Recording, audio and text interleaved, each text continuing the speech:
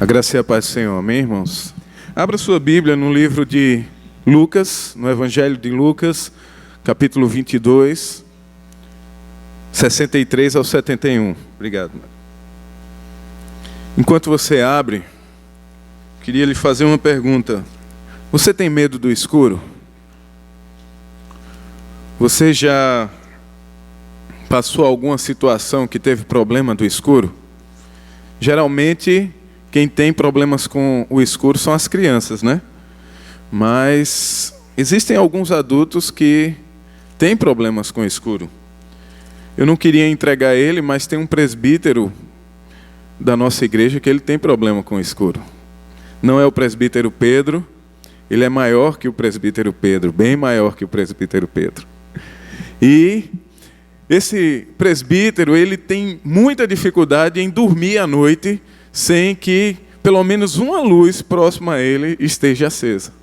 Caso isso não aconteça, caso não tenha nenhuma luz acesa, ele acorda de madrugada sufocado, desesperado, por causa do escuro. Nós não sabemos qual é o problema psicológico que ele tem, mas talvez o nosso irmão Ricardo um dia possa resolver esse problema dele. Mas eu já vivi um problema com o escuro. Da primeira vez que eu estive em Guiné-Bissau, em 2007, a viagem foi toda especial. Foi a primeira vez que saí do país, a primeira vez que entrei em um avião, a primeira vez que viajei sozinho. E algo nessa viagem me chamou mais a atenção do que todas essas coisas. Eu tive a oportunidade de chegar naquele país durante a noite, por volta das 10, 11 horas da noite. E quando saímos do aeroporto, saí do aeroporto junto com os missionários, fiquei apavorado com tamanha escuridão que tinha naquele país. Era difícil, pois não conseguia ver um poste de luz sequer aceso. Não conseguia ver nenhuma iluminação em uma casa ao lado, algum prédio, nada que tirasse aquela aflição do meu coração. Se eu olhava para a direita, só via escuridão. Se eu olhava para a esquerda, só via escuridão. Quando eu olhava para frente, ficava encandeado com o farol de um carro. Mas aquela escuridão dominava aquele país. Mas, meus irmãos, a escuridão física de Guiné-Bissau é apenas um reflexo da escuridão espiritual em que aquele povo vive. Um povo que vive imerso em meio a costumes, a religiões que cada vez mais os têm escravizado. Para vocês terem uma ideia, hoje mais de 50% do país de Guiné-Bissau é muçulmano.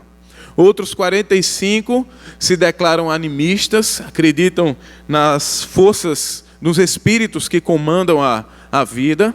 E outros 5% estão divididos entre cristãos, não cristãos. E daí você tem uma ideia de como esse país vive na escuridão.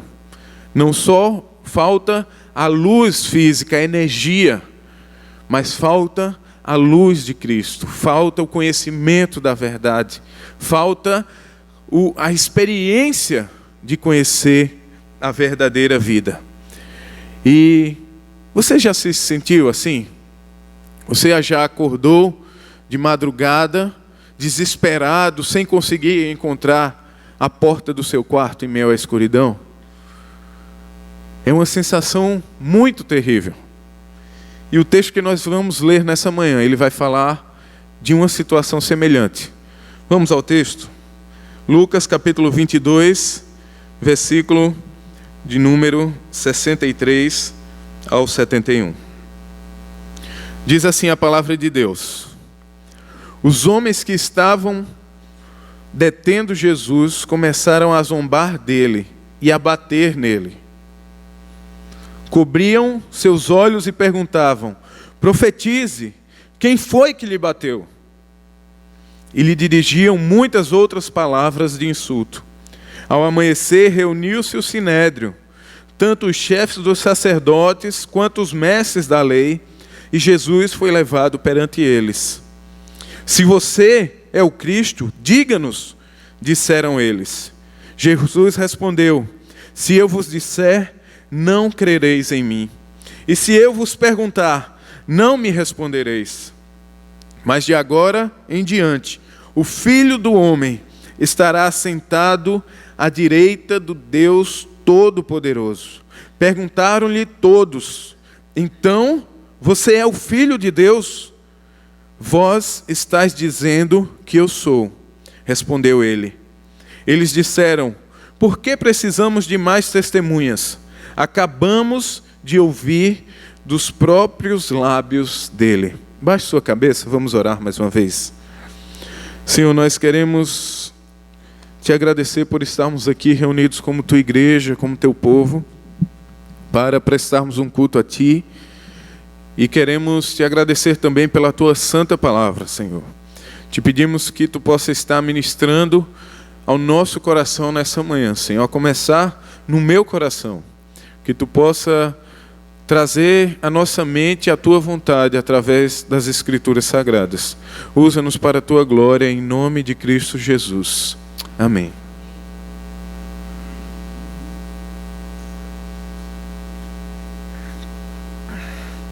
Meus irmãos, na semana passada, nós tivemos a oportunidade de refletir a respeito dos perigos da queda espiritual.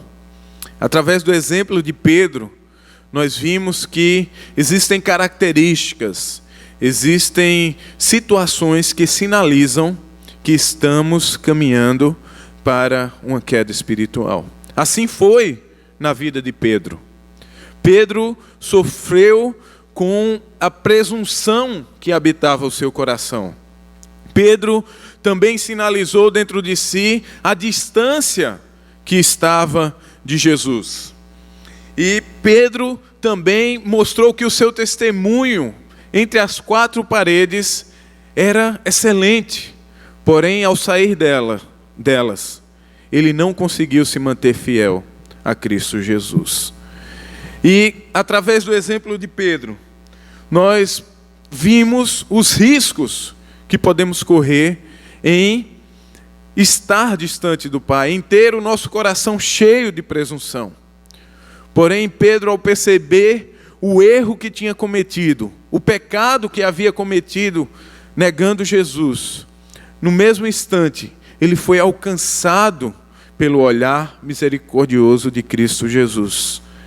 O olhar penetrante da graça de Jesus alcançou o coração de Pedro naquela mesma hora, e isso resultou em arrependimento. Isso resultou em uma vida transformada por Cristo Jesus. Porém, meus irmãos, a história continua. Talvez, se você conseguir dar luz à sua imaginação, você vai conseguir enxergar a cena que estava acontecendo ali. Ainda era noite. Jesus ainda não havia sido julgado. Ele estava dentro de um processo. E Lucas vai nos alertar a respeito do risco que corremos em estarmos cegos espiritualmente, em estarmos vivendo um processo de cegueira espiritual. A semana passada nós vimos os perigos da queda, e hoje nós vamos ver, através do texto de Lucas, os perigos de estarmos cegos espiritualmente. E diante desse texto nós percebemos a seguinte verdade: que a cegueira espiritual, ela não nos permite ver quem Jesus é. A cegueira espiritual não nos permite ver quem Jesus é. Será que os nossos olhos já foram abertos? Será que já fomos livres deste mal? Como evitar a cegueira espiritual? O texto bíblico ele vai nos propor 3 verdades a fim de responder à pergunta: o que a cegueira espiritual não nos permite ver? E a primeira resposta é que a cegueira espiritual, ela não nos permite ver que Jesus é o profeta humilhado de Deus. Nós podemos ver através do relato bíblico que começamos um dos momentos mais dolorosos e sombrios da caminhada de Jesus. O momento que ele começa a sua caminhada até a cruz. A noite estava fria, como o texto correlato de João fala. Eles estavam tentando se aquecer em volta de uma fogueira. Porém, parece-me que o calor do fogo não foi suficiente para aquecer aqueles guardas. Eles precisavam de alguma diversão. Eles tinham autorização para abusar, para escarnecer, para atingir Jesus. E foi isso que eles fizeram. Aproveitaram a oportunidade, aproveitaram o seu prisioneiro, para que às custas dele tivessem uma noite divertida. E como diz no verso 63, eles começaram a zombar e a bater nele. O comentarista J.C. Ryle, ele vai dizer que nós temos aqui uma demonstração da desesperadora corrupção da natureza humana. Os excessos de malignidade selvagens praticados muitas vezes pelos ímpios e o intenso prazer que eles sentem em pisotear os mais corretos e mais puros dentre os homens. Aqueles homens tinham prazer no seu coração no que estavam fazendo.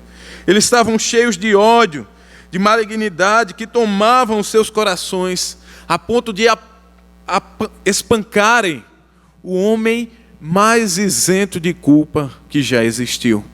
Riley ainda continua dizendo: nós temos pouca ideia do que o mundo se tornaria, do que o mundo poderia se tornar, se não existisse o constante restringimento que Deus misericordiamente impõe sobre o mal.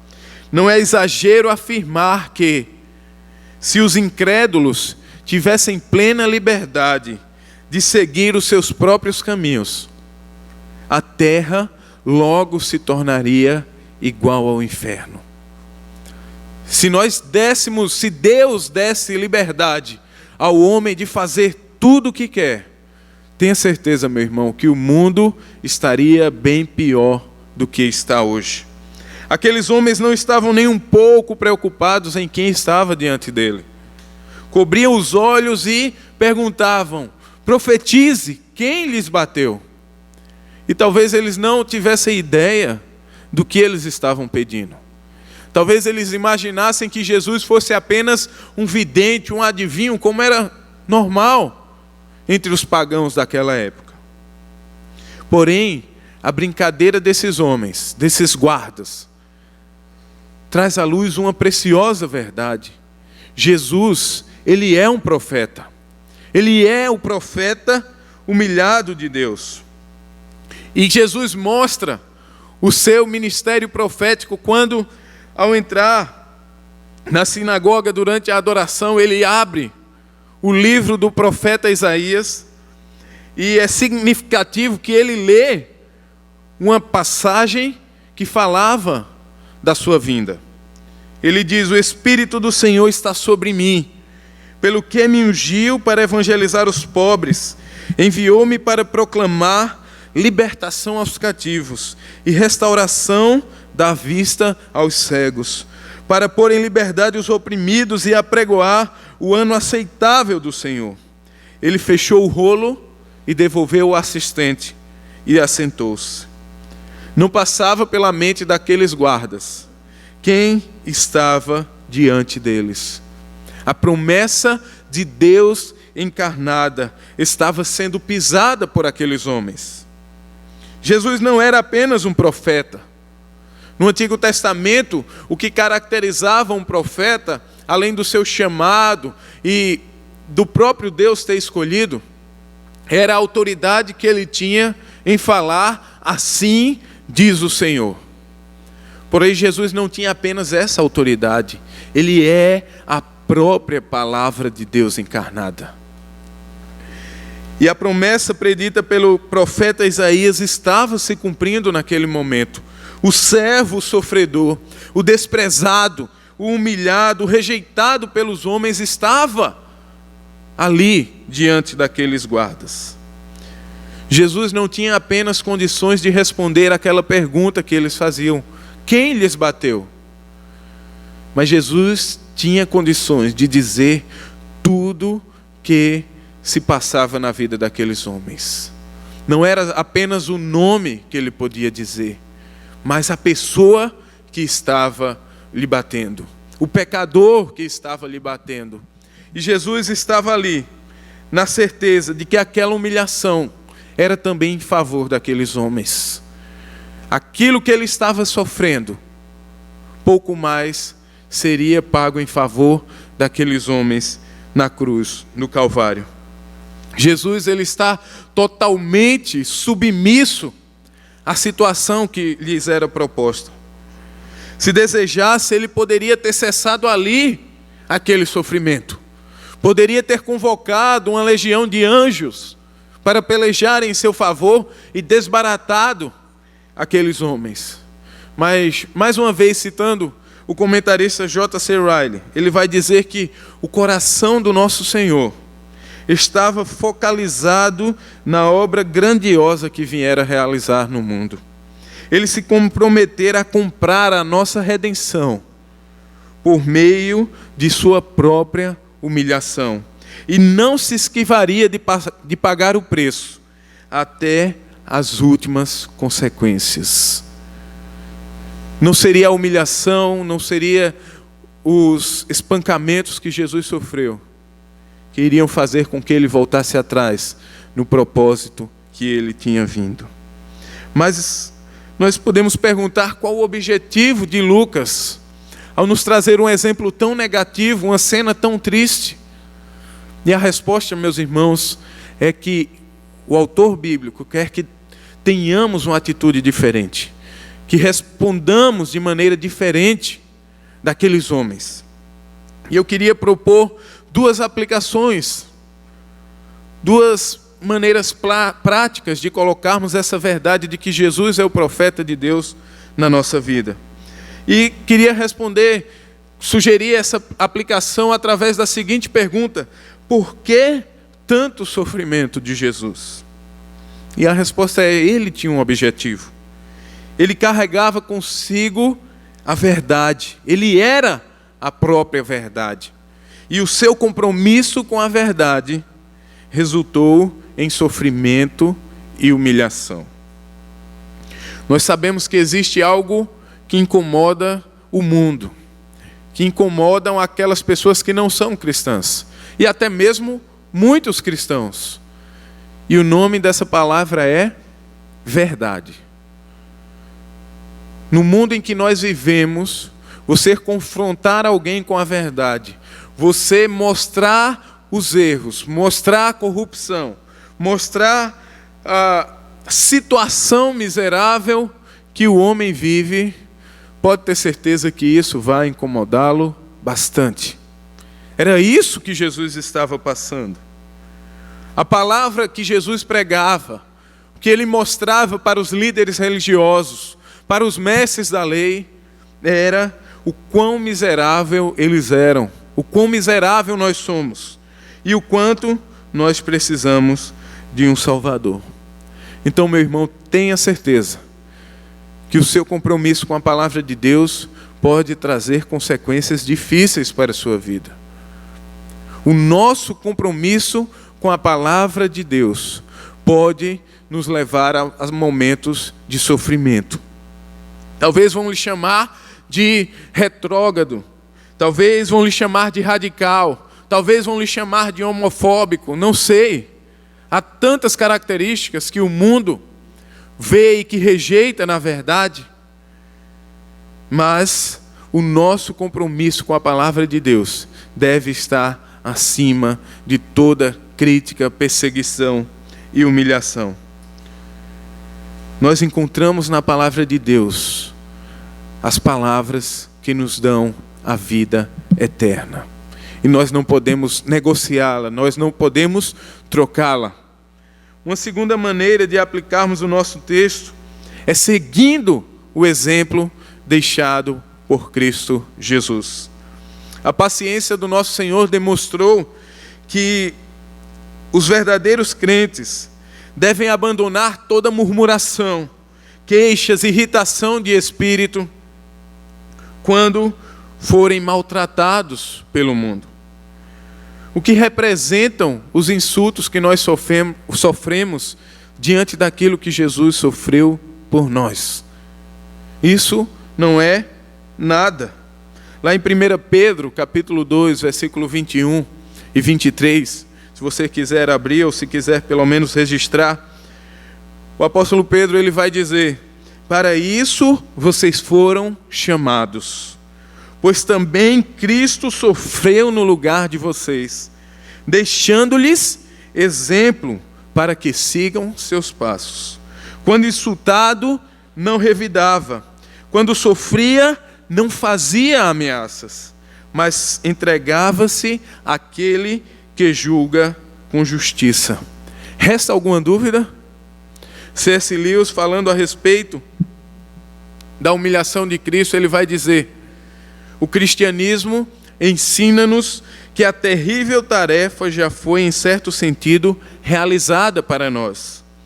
Que a mão de um mestre segura a nossa enquanto traçamos as letras difíceis, e que nosso roteiro não precisa ser mais do que uma cópia daquilo que Cristo fez por nós.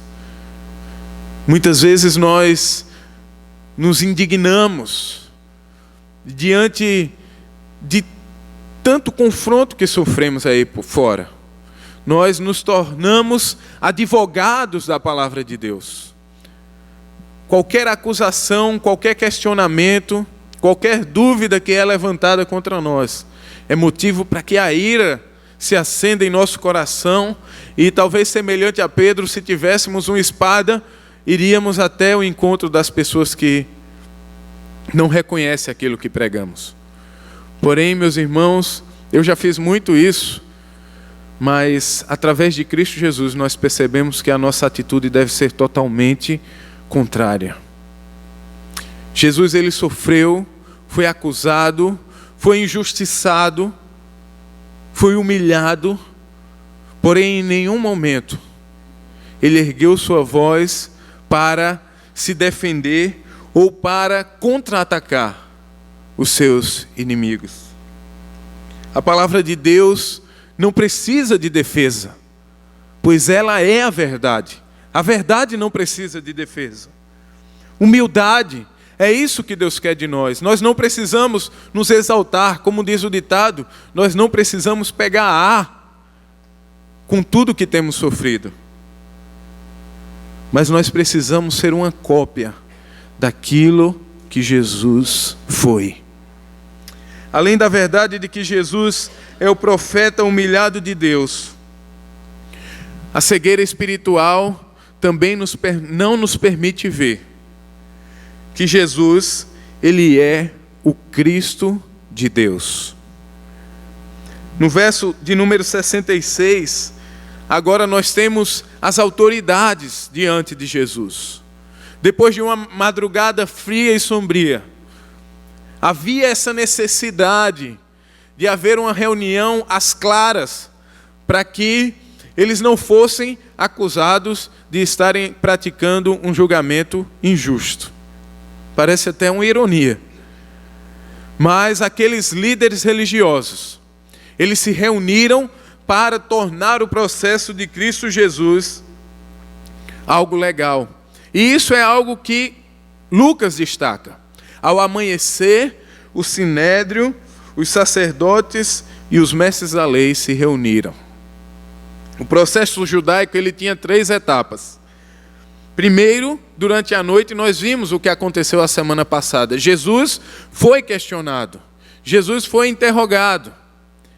E agora, depois de esperarem a madrugada terminar, pois a lei judaica não permitia que a sentença fosse anunciada durante a noite, quando se tratava de uma pena capital, e também não permitia que os processos, as acusações fossem levantadas durante a noite. Era preciso que isso acontecesse durante o dia. E mesmo diante da ilegalidade, de tudo que eles tentavam fazer contra Jesus, eles tentavam de alguma forma fazer com que Jesus se tornasse culpado. É curioso que não havia nenhuma acusação, não havia nada que incriminasse Jesus, não havia nenhum pecado, ele não quebrou a lei em nada. E o que eles queriam? Que o próprio Jesus se incriminasse. É isso que nós vemos através do que eles perguntam a Jesus, que eles pedem que Jesus lhes diga. No verso de número 66, ele vai dizer, 67, eles vão dizer: se você é o Cristo, diga-nos. Indiretamente eles estão afirmando uma verdade preciosíssima. Jesus é o Cristo. Talvez eles não acreditassem, mas porém das suas bocas saiu a verdade a respeito daquele que estava diante deles, o próprio Cristo de Deus. E Jesus poderia ter respondido essa pergunta com um sonoro sim, eu sou o Cristo. Porém não foi isso que ele fez. Jesus sabia da incredulidade do coração daqueles homens. É tanto que a sua resposta é: se eu vos disser, vocês não acreditarão. E se eu vos perguntar, vocês também não vão dizer que eu sou o Cristo. O teólogo americano Millard Brawls comenta que Jesus era tão diferente daquilo que os judeus esperavam do filho de Davi, que seus próprios discípulos tiveram dificuldade de relacionar a ele a ideia do Messias. Os judeus estavam esperando um Messias político.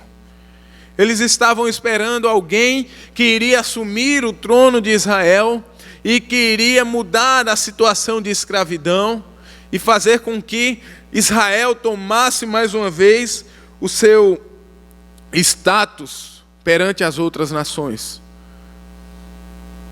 Porém, quem está diante deles é alguém totalmente diferente. Nós temos aqui o Messias prometido lá no livro de Daniel, capítulo 7, quando Daniel diz que em minha visão à noite vi alguém semelhante a um filho do homem, vindo com as nuvens do céu. Ele se aproximou do ancião e foi conduzido à sua presença. Ele recebeu autoridade, glória e o reino. Todos os povos, nações e homens de todas as línguas o adoraram. Seu domínio é um domínio eterno que não acabará, e o seu reino jamais será destituído.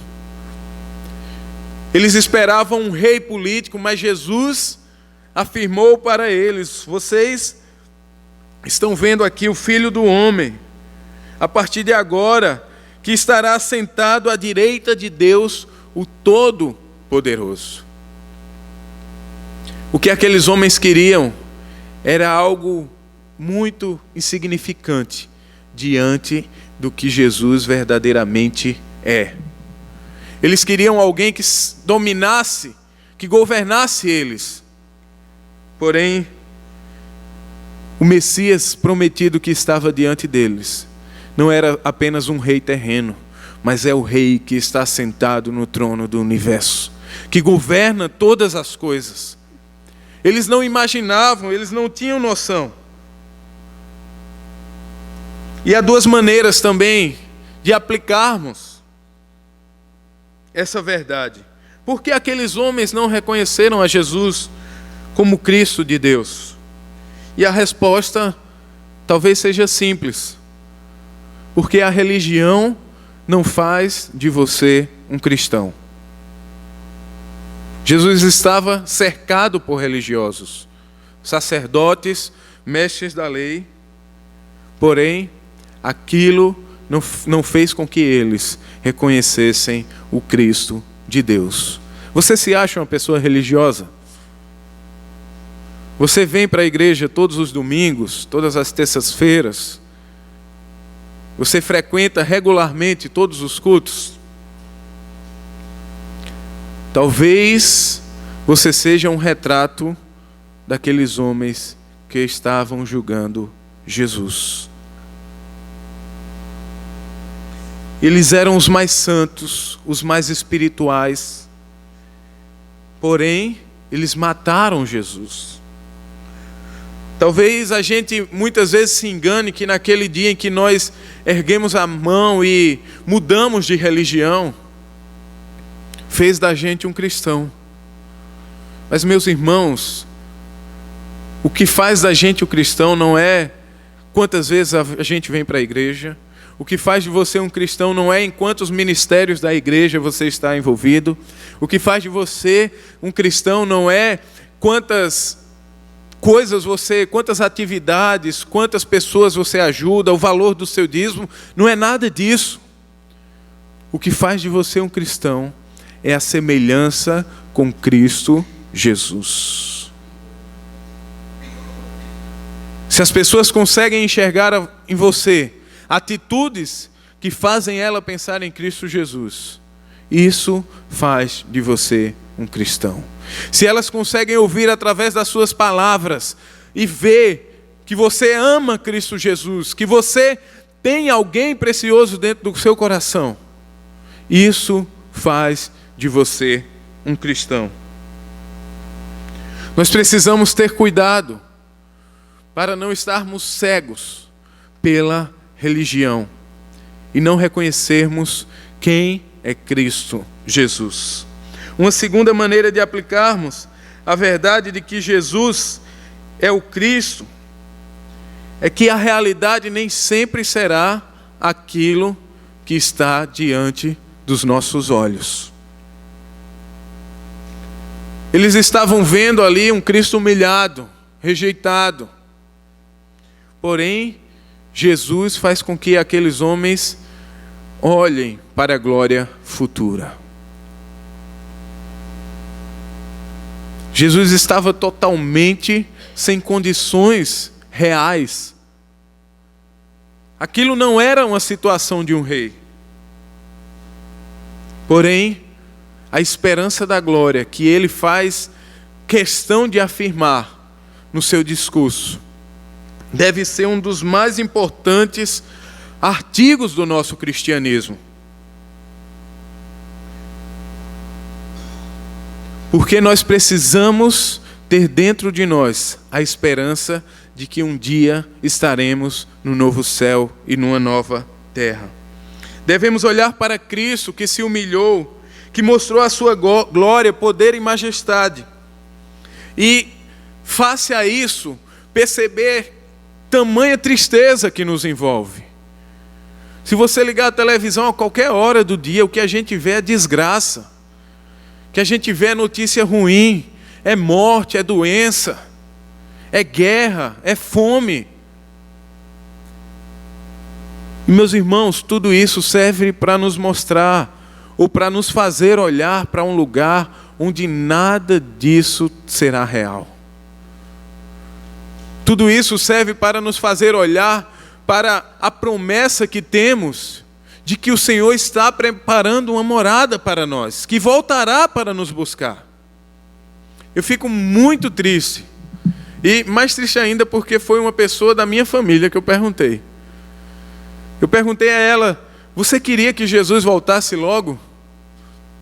E a resposta dela que ela me deu foi: não queria que Jesus voltasse agora. Eu disse: não, ela deve estar pensando que não, precisa se pregar o evangelho ainda. Tem muita gente que precisa ouvir falar de Jesus. Mas não era nada disso. A resposta dela: não, Jesus não pode voltar agora. Os meninos ainda precisam crescer, ir para a universidade. Eu preciso ainda, tenho muita coisa para fazer. Meus irmãos, talvez você esteja achando uma resposta absurda, mas muitas vezes é o que nós temos vivido todos os dias. Nós não ansiamos o retorno do nosso Salvador. Parece que o mundo que está à nossa volta, apesar de todo o caos que que está acontecendo é algo que nos prende, é algo que nos atrai, é algo que nos dá prazer. Porém, Cristo nos faz olhar para a glória eterna e deseja que no nosso coração haja um anseio pelo dia em que o veremos vindo com poder e glória entre as nuvens. Você deve pensar nisso todos os dias.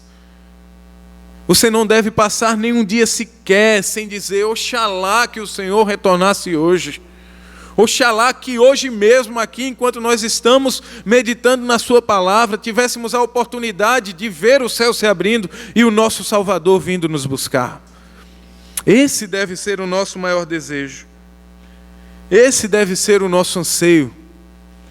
Não há nada que nós estejamos passando aqui que seja mais precioso do que estar com o nosso Salvador. E por fim, o que a cegueira espiritual não nos permite ver? A cegueira espiritual não nos permite ver que Jesus é o Filho de Deus. O tempo está acabando.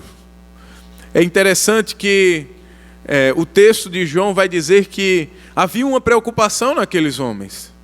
Eles precisavam terminar logo esse processo porque eles queriam comer a Páscoa, participar da ceia da Páscoa. E você vê o quanto eles estavam cegos. Eles estavam preocupados em não se contaminar, evitando entrar lá no local onde Pilatos estava. Porém, eles não estavam percebendo o tamanho pecado que estavam cometendo, assassinando Jesus. Porém, Jesus declara a sua autoridade e o seu lugar à direita de Deus. O fato dele ter respondido que era o Cristo, o Messias, não dava condições àqueles homens suficientes de condená-lo à morte. Porém, a sua afirmação de ser o Filho de Deus, de estar à direita do Pai, de ter autoridade sobre povos e tronos, isso se caracterizava um crime de blasfêmia. E este crime era um crime digno de morte. E eles perguntam a Jesus: então você está dizendo que é o Filho de Deus? E a resposta que Jesus dá àqueles homens é o que estava claro: vocês estão dizendo. Em outras palavras, vocês estão dizendo a mais pura verdade. Eu sou o Filho de Deus. E a pergunta que nós fazemos tentando entender é: por que o Filho de Deus precisou passar por isso? Franklin Ferreira ele vai comentar dizendo que Jesus Cristo, ele nasceu para morrer. Sua morte é propósito central de sua encarnação. Em todos os evangelhos, como nas epístolas, a morte de Cristo é algo que está no cerne do evangelho.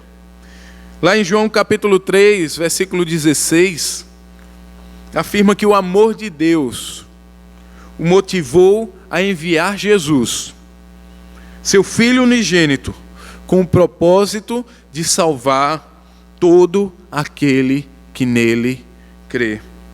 O Messias não foi castigado por crueldade e nem por mera vingança. A vingança divina contra todo o pecado é o fato de que o homem ele já está condenado. Mas foi o amor de Deus, diante da justa condenação da raça humana, que levou Jesus até a cruz. O amor de Deus motivou todo o sofrimento que Cristo passou. Mas por que Jesus, sendo Filho de Deus, se permitiu ser condenado?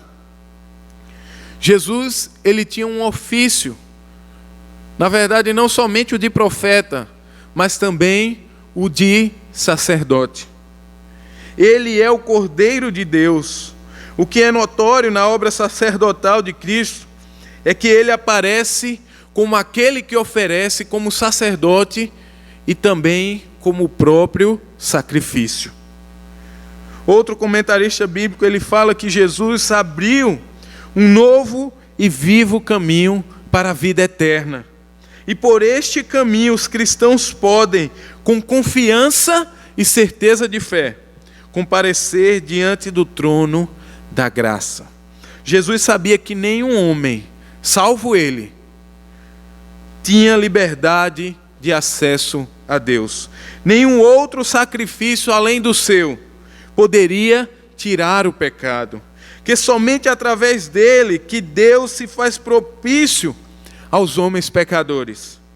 E somente através dele os benefícios que emanam do amor divino são comunicados a seu povo. Por essa razão, ele se permitiu condenar. Mas por que o Filho de Deus se entregou para morrer numa cruz?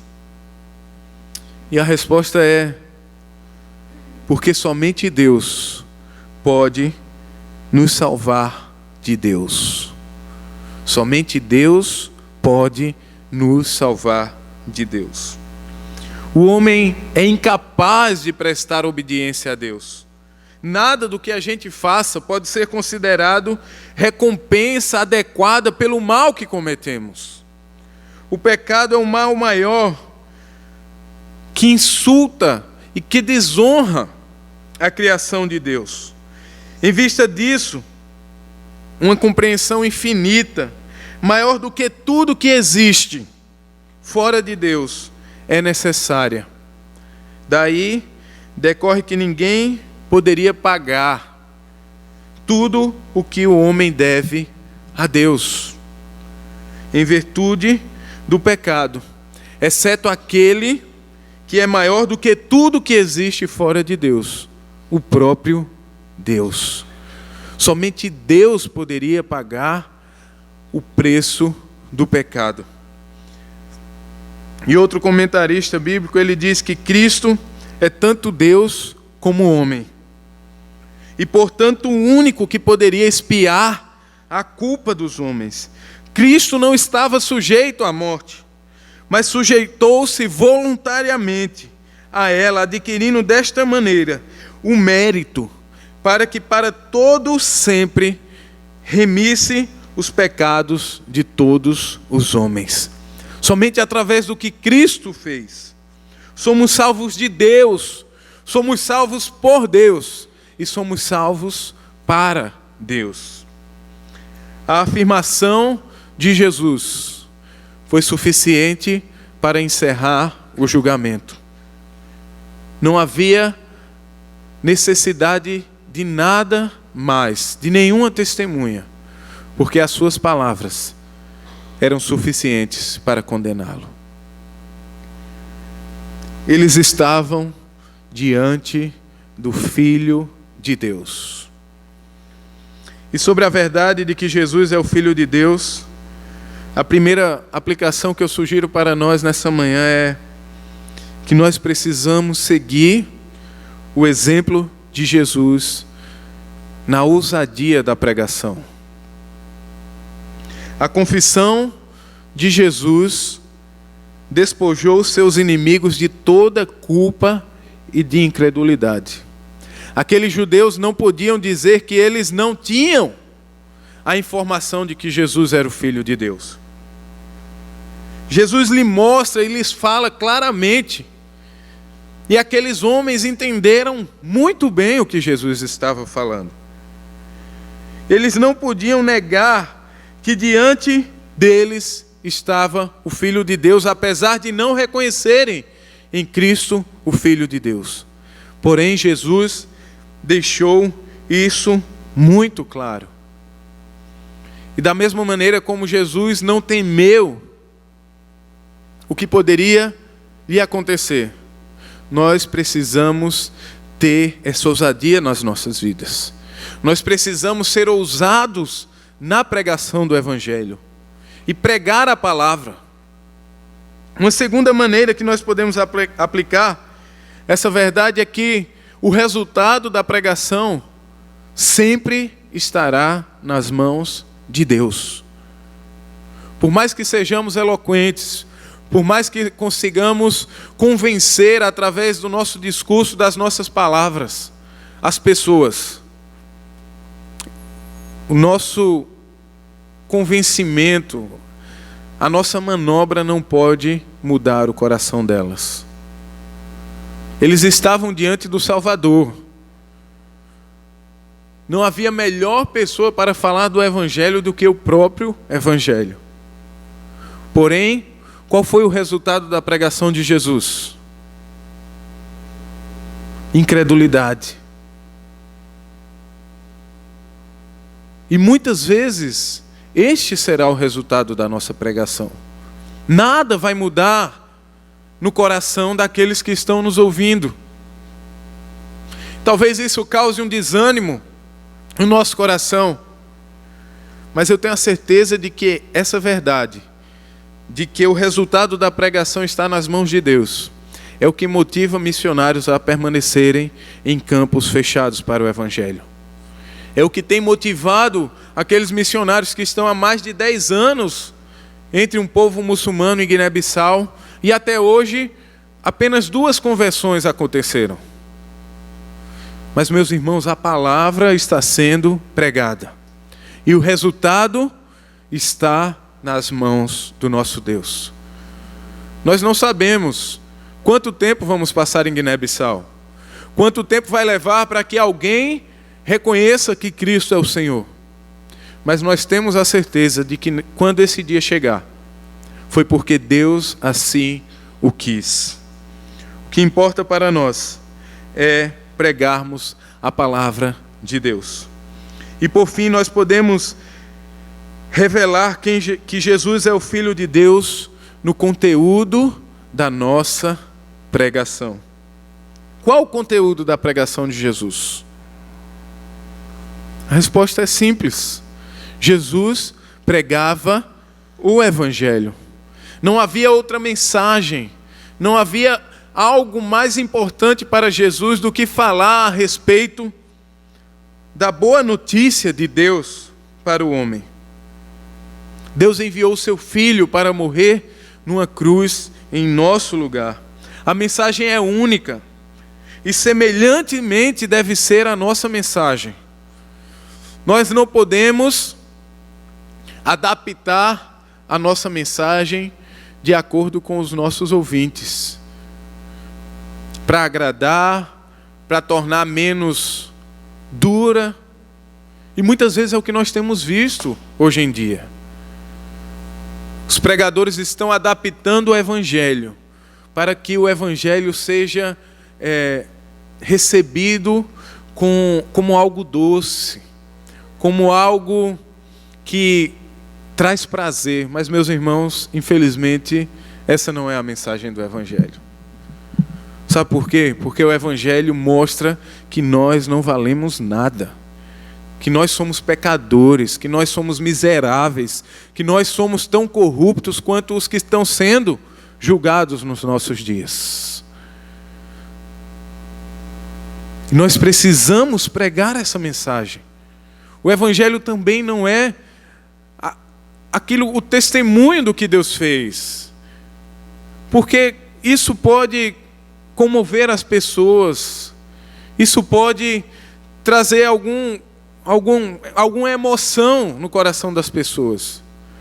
Mas existem pessoas que fazem questão de dizer quem eram, o que faziam, como faziam. Mas não é quantos pecados você cometia, da maneira que você cometia, que vai mudar o coração do homem. O que muda o coração do homem é a mensagem do Evangelho. E é essa mensagem que nós precisamos ter nos nossos lábios. É isso que diferencia o cristianismo de tantas outras religiões, de todas as outras religiões. Todas as religiões ensinam que o homem deve ter maneiras, meios, formas de se achegar a Deus. Você tem que fazer isso, você tem que cumprir aquilo, você tem que ser assim, você deve ir até não sei aonde. Porém, o cristianismo, diferente de todas as outras, fala daquilo que Deus fez pelo homem. Porque é impossível para o homem fazer algo que agrade a Deus. E somente Deus poderia salvar o homem dele mesmo. Essa maravilhosa notícia precisa ser anunciada. A notícia de que nós somos incapazes, mas que Deus é capaz. Que nós não podemos fazer, que nós não vamos conseguir fazer, mas Deus já fez por nós na cruz do Calvário. Essa é a mensagem do Evangelho, essa é a mensagem da graça de Deus. E essa é a mensagem que deve estar nos nossos lábios todos os dias. Você já se achou perdido em meio à escuridão? Você já temeu por não enxergar o que estava à sua frente? Talvez um dia, se Deus assim nos permitir, muitas pessoas aqui da nossa comunidade vão poder experimentar um pouco da escuridão das diversas regiões de Guiné-Bissau. Mas o pior do que não ter luz para iluminar o seu caminho é você ter a luz e não conseguir enxergá-la. Esses exemplos registrados por Lucas são uma ótima demonstração dessa realidade. Homens que estavam diante da luz, diante do Cristo, diante do Filho de Deus, diante do profeta e da promessa de Deus. Porém, eles estavam cegos espiritualmente. E a pergunta que eu queria fazer nessa manhã é: em qual posição você está? Será que você tem afirmado quem é Jesus? Será que isso verdadeiramente está dentro do seu coração, do meu coração? Através desse texto nós percebemos que apenas afirmar aquilo que Jesus é não é suficiente. É preciso que creiamos. É preciso que isso seja visível nas nossas vidas. Que nesse dia, essa verdade a respeito de quem Jesus é possa encher o nosso coração, possa nos trazer esperança, nos fazer olhar para a glória onde estaremos eternamente com Cristo, e que os nossos olhos sejam abertos diante daquele que é o Rei dos Reis. Baixe sua cabeça, feche seus olhos.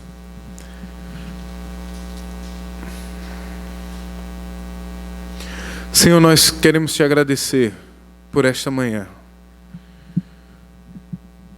por sermos alertados por ti, de talvez estarmos correndo o mesmo risco que estes homens estavam, de estarmos na mesma situação que esses homens se encontravam. Tem misericórdia de nós, Jesus. Não nos deixa estar cegos diante de ti. Não permita que os nossos olhos não enxerguem as verdades preciosas do teu Evangelho. Opera um milagre no nosso coração, Jesus. Que haja mais do que palavras saindo da nossa boca, Senhor, mas que haja um ardor dentro de nós, na certeza de que tu és o Cristo, o Filho do Deus vivo. Deus, faz com que isso resulte numa pregação ousada, num testemunho fiel, aonde quer que estejamos. Por mais que isso resulte em dor, em aflição, mas não é nada comparado àquilo que tu sofreste por nós na cruz do Calvário. Nós queremos ser conhecidos pela nossa semelhança a Ti, Jesus. Nós queremos que as pessoas olhem para nós e vejam o Teu caráter, a Tua atitude, o Teu exemplo na nossa vida. Faz de nós, Senhor, verdadeiros cristãos, homens e mulheres comprometidos com a Tua palavra, para que onde quer que estejamos, o Teu nome seja glorificado através da nossa vida. Nós Te agradecemos por tudo, em nome de Cristo Jesus. Amém. Amém. Que o Senhor nos abençoe, em nome de Jesus.